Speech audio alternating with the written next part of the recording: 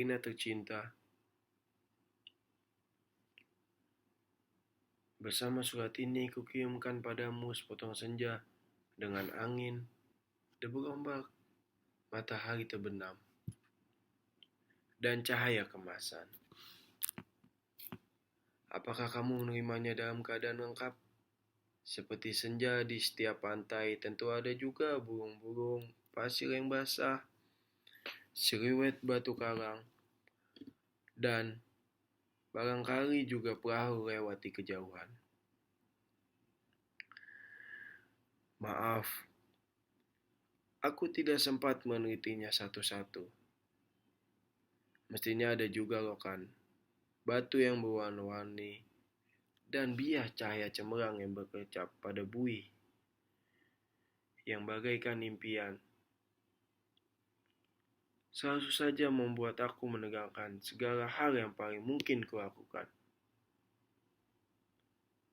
Meski aku tahu semua itu akan tetap tinggal sebagai kemungkinan, yang entah kapan kenyataan. Kukirimkan sepotong senja ini untukmu, Alina. Dalam amplop yang tertutup rapat dari jauh. Karena aku ingin memberikan sesuatu yang lebih dari sekedar kata-kata. Sudah terlalu banyak kata-kata di dunia ini, Alina. Ternyata tidak mengubah apa-apa. Aku tidak akan menambahkan kata-kata yang sudah tak terhitung jumlahnya dalam sejarah kebudayaan manusia, Alina. Untuk apa? Kata-kata tidak ada gunanya dan selalu sia-sia. Lagi pula siapakah yang masih sudi mendengarnya? Di dunia ini, semua orang sudah sibuk berkata-kata tanpa pernah mendengarkan kata-kata orang lain. Mereka berkata-kata tanpa peduli apakah ada orang lain yang mendengarnya. Bahkan mereka juga tidak peduli dengan kata-katanya sendiri. Sebuah dunia yang sudah berlebihan kata-kata tanpa makna. Kata-kata sudah rubel dan tidak dibutuhkan lagi. Setiap kata bisa digantikan artinya. Setiap arti bisa diubah maknanya. Itulah dunia kita, Alina. Kukirimkan sepotong senja untukmu, Alina. Bukan kata-kata cinta. Kukirimkan padamu sepotong senja yang lembut dengan langit kemerah-merahan. Yang betul ada dalam keadaan yang sama seperti ketika aku mengambilnya saat matahari hampir tenggelam di balik cakrawala. Alina yang manis, Alina yang senduh. Akan kuceritakan padamu bagaimana aku mendapatkan senja itu untukmu. Sore itu, aku duduk seorang diri di tepi pantai, memandang dunia yang terdiri dari waktu. Memandang bagaimana ruang dan waktu bersekutu, menjelmakan alam itu untuk mataku. Di tepi pantai, di tepi bumi, semesta adalah sapuan warna keemasan dan lautan adalah cairan logam. Meski buih pada debur ombak yang mengepus, itu tetap saja putih seperti kapas dan langit tetap saja ungu. Dan angin tetap saja lembab dan basah. Dan pasir tetap saja hangat ketika aku susupkan kakiku ke dalamnya. Kemudian tiba-tiba senja dan cahaya gemetar. Keindahan berkutat melawan waktu dan aku tiba-tiba teringat padamu. Barangkali senja ini bagus untukmu, pikirku. Maka aku potong senja itu sebelum terlambat. Kukerat pada 4 sisi, lantas kumasukkan ke dalam saku. Dengan begitu, keindahan itu bisa abadi, dan aku bisa memberikan padamu. Setelah itu, aku akan berjalan pulang dengan perasaan senang. Aku tahu kamu akan menyukai karena aku tahu itulah senja yang selalu kamu bayangkan untuk kita. Aku tahu kamu selalu membayangkan hari libur yang panjang, perjalanan yang jauh, dan barangkali sepasang kursi malas pada sepotong senja di sebuah pantai di mana kita akan bercakap-cakap. Sembari memandang langit sambil berangan-angan sambil bertanya-tanya apakah semua ini memang benar-benar terjadi? Kini senja itu bisa kamu bawa kemana-mana. Ketika aku meninggalkan pantai itu, kulihat orang-orang datang berbondong-bondong. Ternyata mereka menjadi gempar karena senja itu telah hilang. Kulihat cakrawala itu berlubang sebesar kartu pos. Alina sayang, semua ini telah terjadi dan kejadian akan tetap seperti itu. Aku telah sampai ke mobil ketika di antara kerumunan itu, kulihat seseorang menunjuk-nunjuk ke arahku. Dia yang mengambil senja itu. Saya lihat mengambil senja itu. Kulihat orang itu melangkah ke arahku. Melihat gelagat itu, aku segera masuk ke dalam mobil dan tancap gas. Catat nomornya. Catat nomornya. Aku melejit ke jalan raya. Ku kebut mobilku tanpa perasaan panik. Aku sudah berniatan memberikan senja itu untukmu. Dan hanya untukmu saja, Alina. Tak seorang pun boleh mengambilnya dariku. Cahaya senja yang kemasan itu berbinar-binar di dalam saku. Aku merasa cemas karena meskipun kaca mobilku gelap, tapi cahaya senja itu cukup terang dilihat dari luar. Dan ternyata cahaya senja itu memang menembus segenap celah dalam mobilku, sehingga mobilku itu muncul dengan nyala cemerlang ke aspal maupun ke angkasa. Dari radio yang kusetel aku tahu, berita tentang hilangnya senja telah tersebar kemana-mana. Dari televisi dalam mobil, bahkan kulihat potretku sudah terpampang.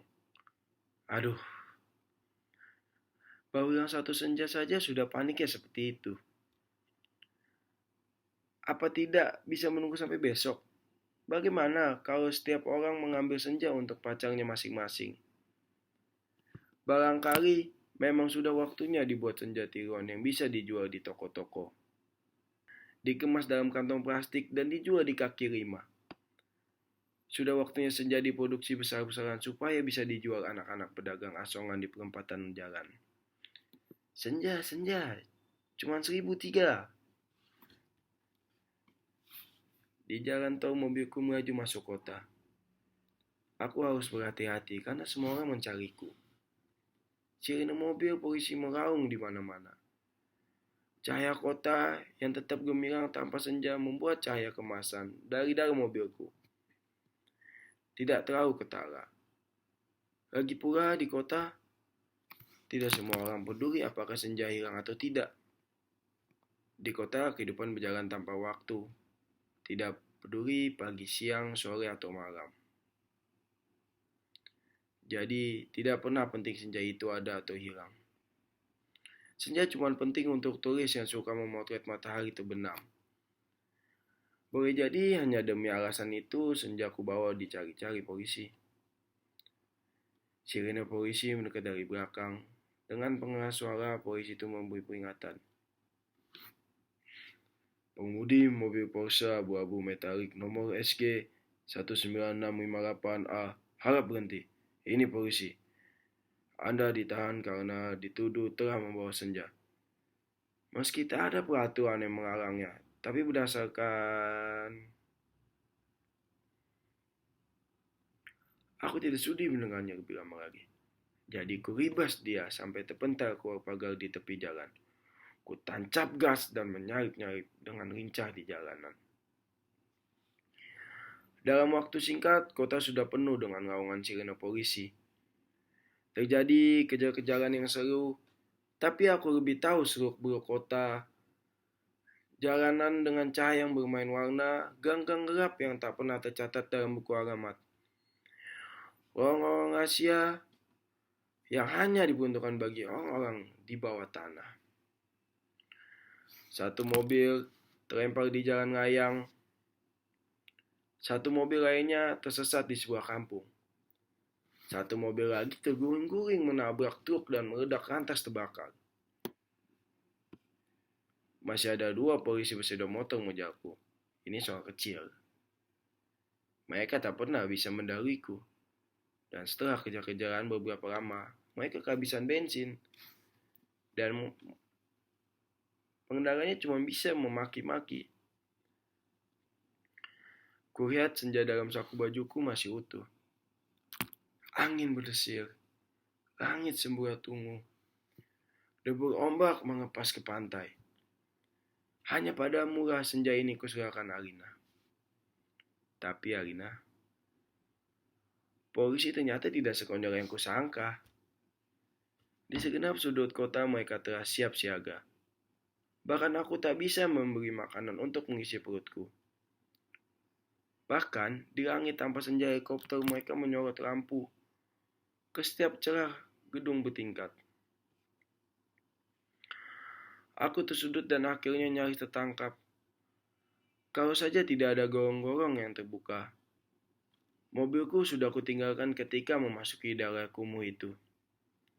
Aku berlari di antara gudang, rumah tua, tiang, serta dan mari-mari. Terjatuh di atas sampah, mengayapi tangga-tangga reot sampai seorang gelandangan menuntunku ke suatu tempat yang tak akan pernah kulupakan dalam hidupku. Masuklah, katanya tenang. Di situ kamu aman. Ia menunjuk gorong-gorong yang terbuka itu. Ada tikus keluar dari sana, baunya bacin dan pesing. Ku tengok ke bawah, ku lihat ke rawa bergantungan. Aku ragu-ragu. Namun dua helikopter dengan lampu sorotnya yang mencari-cari itu mengenyapkan keraguanku. Masuklah, kamu tidak punya pilihan lain. Dan gelandangan itu mendorongku. Aku terjerembab, jatuh.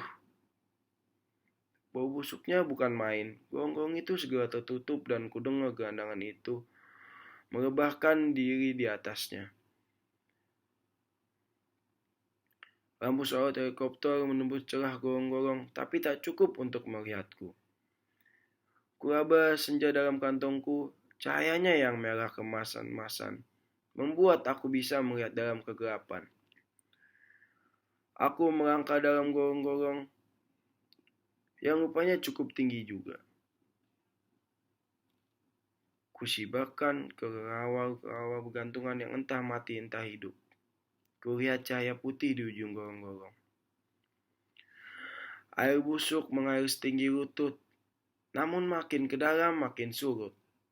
Di tempat yang kering kulihat anak-anak gelandangan itu duduk-duduk maupun tidur-tiduran. Mereka berserakan memeluk rebana dengan mata yang tidak memancarkan kebahagiaan.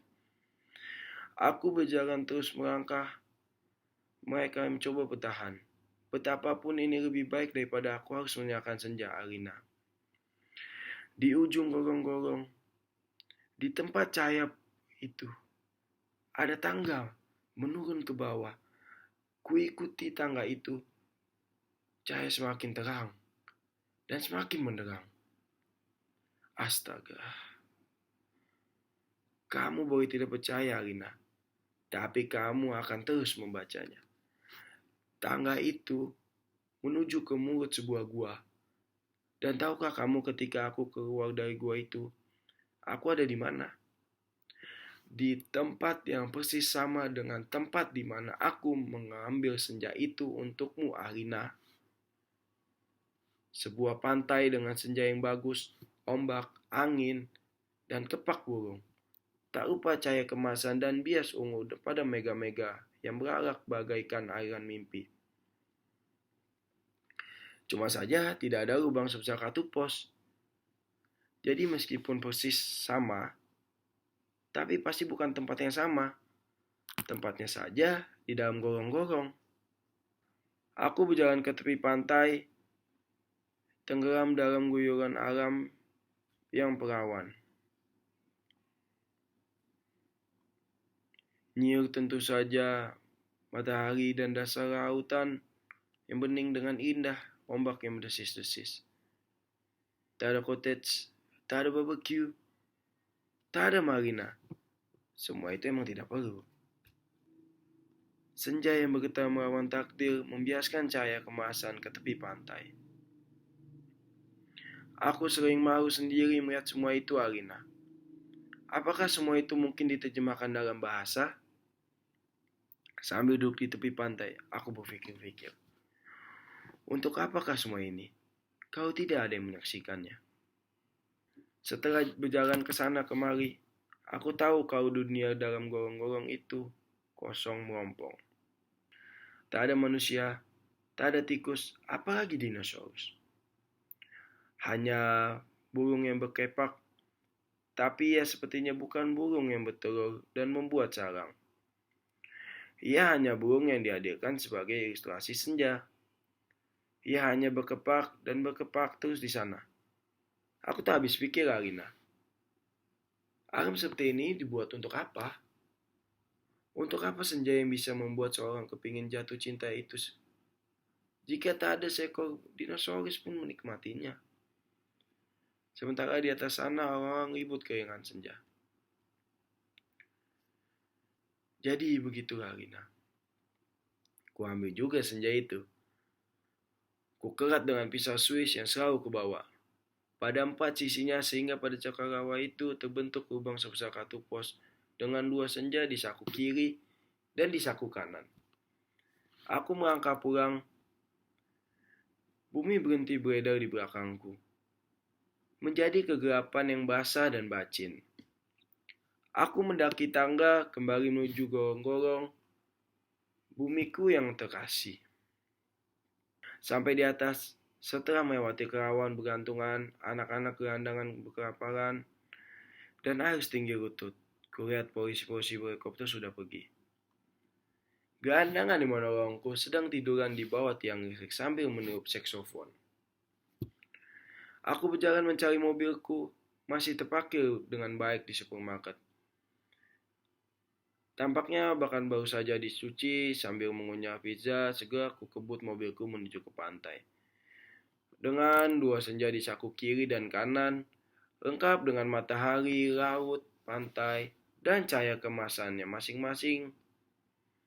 Mobilku bagai pemancaran cahaya ilahi. Sepanjang jalan layang, sepanjang jalan tol ku tancap gas dengan kecepatan penuh. Alina kekasihku, pacarku, wanitaku. Kamu pasti sudah tahu apa yang terjadi kemudian. Kupasang senja yang dari gorong-gorong pada lubang sebesar kartu pos itu.